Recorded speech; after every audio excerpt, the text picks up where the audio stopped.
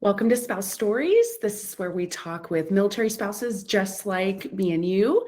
Spouse stories consist of different life stages of the military spouse journey. So whether you're brand new to the military or transitioning out or even a veteran or seasoned spouse, we talk about all kinds of things, careers, deployments, challenges, and also encourage one another along the way. And today I am inviting Daniela in here. You should be good to go.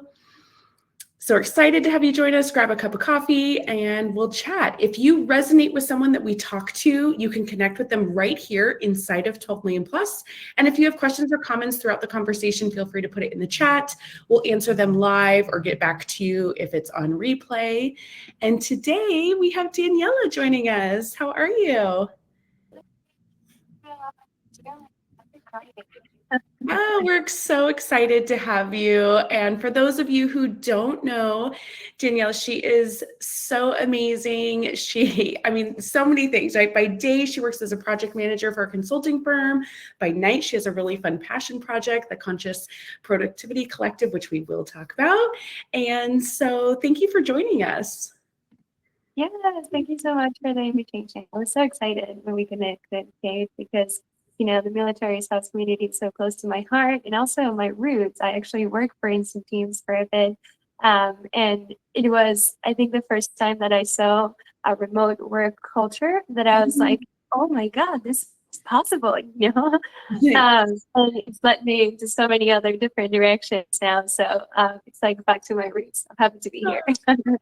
That. Oh, it's so good to have you. Well, maybe let's just start out. Tell everyone else just a little bit about your story as a military spouse, how to come about, how you kind of got into this lifestyle.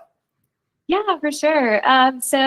Okay, I'm originally from Venezuela. I've been living in the States for about 11 years now, and I've been a military spouse for about 6 years now. So, my partner, he joined the first year of our marriage, I think. We got married, and then he was like, yeah, I'm going. And I'm like, all right, let's figure it out.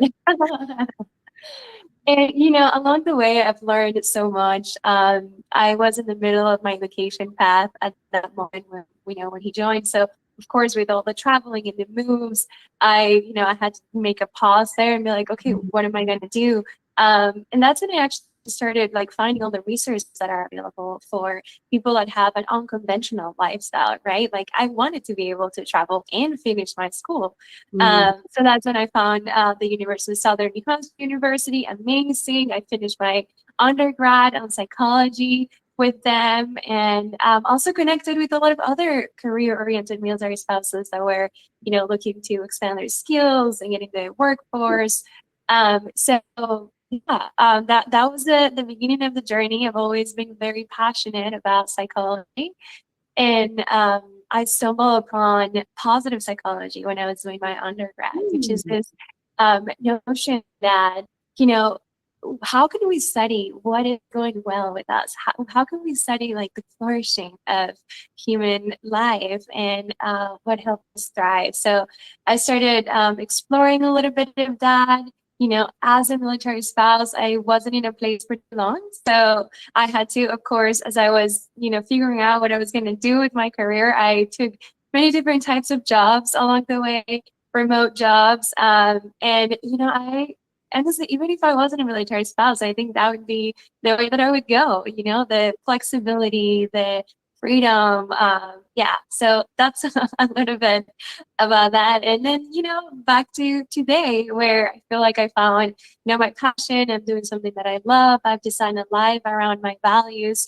And I'm able to do it from anywhere and join my spouse in, wherever he's sent. Last year he was sent to Italy. It was supposed to be 2 weeks.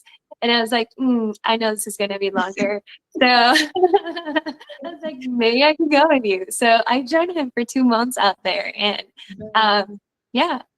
super cool and happy. Okay, I said a lot. So any questions? Great. I love that. So talk to us a little bit about how you balance, because you are working full time, you're, working on your passion project. How do you balance both and make time for both? And what does that look like for you on a day-to-day basis? Because I know a lot of people have these maybe things they want to do, but they're working, and some people Yeah. want to do both, or, what does that look Yeah. like? Yeah, that's a great question. And I'm a big proponent of, whenever you have a passion project or something that at some point you want it to become like your main source of income, or, your main like full time, you can do both. You can do both because you can take things slow. And, slow and steady, it's better than nothing.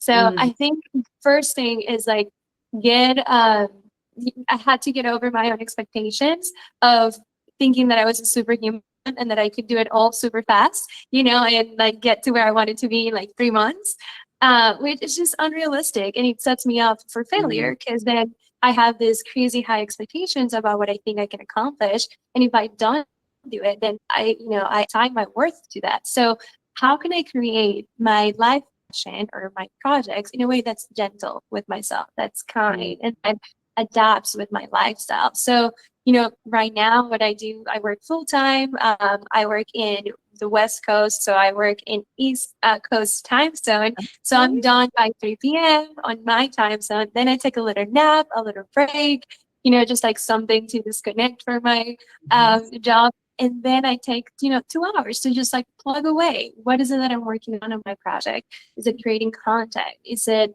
reaching out for collaborations? And sometimes it's a little, but a little is better than none. So Mhm. that's kind of what I do.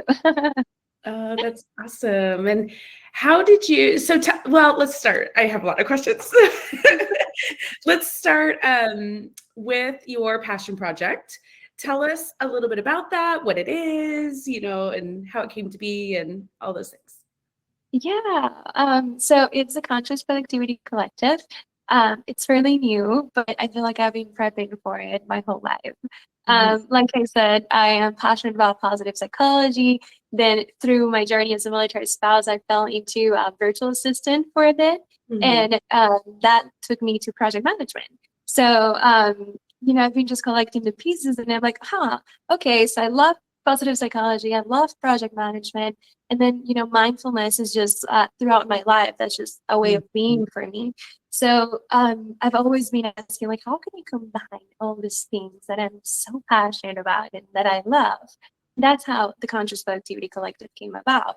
Um, when I was researching tools like you were mentioned, like balance life or like make progress towards what you really want to create, I couldn't find tools that resonated with who I am mhm, because a lot of the productivity tools out there are very oriented to like hustling or like working hard or mhm, sacrificing, or I couldn't do like a 2 hour morning routine.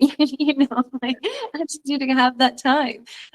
So I was like, well, I maybe I can create those resources for people, mhm, a way to be productive, of course, but uh, in a manner that's more aligned with who we are, because we all work different too. A lot mhm, of what you see online is like, this is the only way, you mhm. gotta do it this way. And every time I hear that, I'm like, oh, no, it's not over there. um, so it's combining all those things and that self-awareness of, what works best for you. Let's just get you to realizing that, knowing and remembering what is it that um, feels right for you. And I think when we do that, we're able to make a lot more progress and we're able to create from a place of awareness and consciousness and intentionality. So that's what the conscious productivity is all about. I love that. And I love, how you talk about just that positive psychology.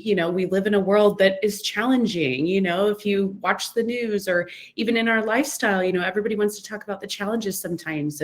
But there is so much beauty and so many things that are amazing. So tell us a little bit, because I love that piece of it. Tell us a little bit about that positive psychology and how you can maybe implement that into your life, what that looks like, or resources people can start with, or where to start, things like that. Yeah. One thing I want to say, because when we say positive psychology, people often think, oh, like it's all about positivity and positive emotions. And yes, there is a part of that, but it's a lot about the study of the science of gratitude, of Mhm. meaning, of belonging, right? Like the things that really drive us. And it doesn't mean that we're not going to experience negative emotions or negative Okay. moments.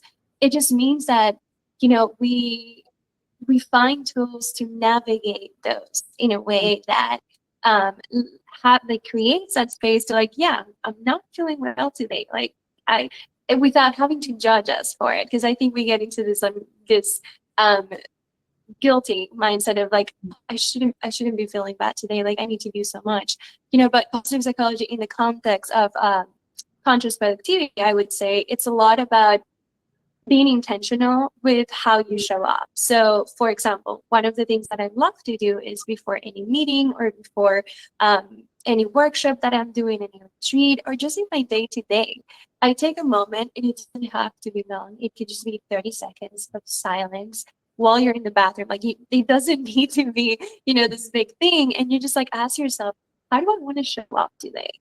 What's one word that can summarize the way that I want to feel, the way that I want other people to feel, and the way that I want to show up.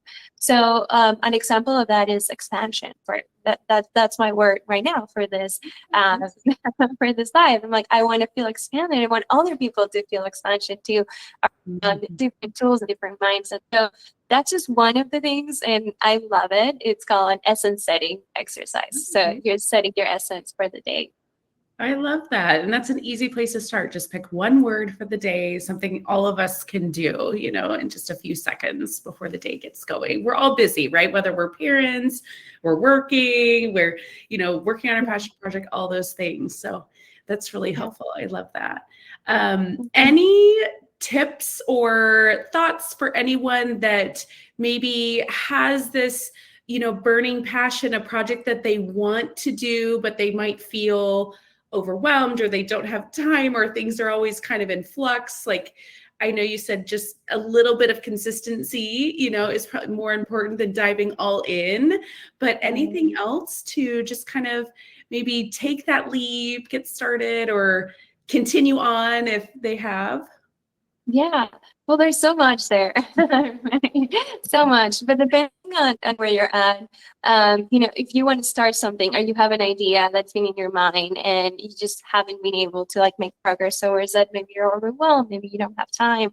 One of the rituals that I love to find the focus for, say, your next 3 months is that you take some time by yourself, you grab some sticky notes, and you start writing everything that's on your mind, everything, like all the things that you have there, just kind of like emptying your mind. Because I think what happens sometimes is like we're so in our heads and we have so many thoughts that we don't take the time to like organize it. So in a way, it's almost like cleaning out your closet, right? Like you're getting everything out and then you start making categories. What out of everything that I have in front of me, it's more important for me to focus on for the next 3 months. So I start, having those categories, and then everything else kind of like falls into another bucket. This could be, 3 to 12 months from now, but my focus will be on this 3 or 4 writings for the next 3 months. So that sounds very simple, but it's such, it brings so much clarity when we actually sit down and do it,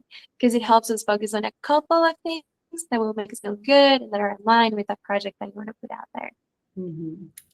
That's awesome. And if somebody wanted to get involved with the collective, or what would be the next steps? What does that look like? If they were to get involved, what does it entail? Tell us a little bit about that. Yeah, so it's, of course, it's at the beginning stages. So I'm still developing the framework. There's so much I want to do. Right now, you can get in touch with me on Instagram at Conscious Productivity. And we do have some fun events coming up. So what I've been doing is I've been collaborating with brands to co-create events and being part of some speaking engagements. We have a retreat coming up in March.